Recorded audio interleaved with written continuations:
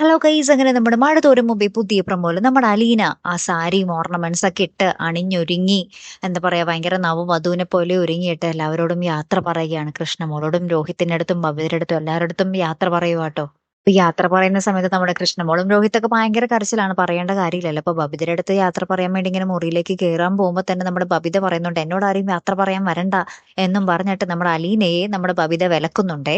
അങ്ങനെ ഭയങ്കര ശോകം രംഗങ്ങളാണ്. പിന്നെ നമ്മുടെ അലീന പതുക്കെ പതുക്കെ ആ പടിയിറങ്ങി നമ്മുടെ ബാലചന്ദ്രനൊപ്പം കാറി കയറുന്നു. അപ്പൊ അലീന ഇങ്ങനെ പോകുന്നത് കണ്ടിട്ട് നമ്മുടെ കൃഷ്ണമോളും രോഹിത്തും ബബിതയൊക്കെ കൂടി ഭയങ്കര കൂട്ടക്കരച്ചിൽ കരയുന്നു. അങ്ങനെ ഭയങ്കര ശോകം രംഗങ്ങളെ. പിന്നീട് പോകും വഴി നമ്മുടെ അലീന ഇടക്ക് വെച്ച് ഇങ്ങനെ വണ്ടി നിർത്തി ഒരു വിദൂരതയിലേക്ക് ഇങ്ങനെ നോക്കി നിൽക്കുന്ന ഒരു രംഗങ്ങളാണ് കൂട്ടുകാരെ നമുക്ക് കാണുവാൻ സാധിക്കുന്നത്.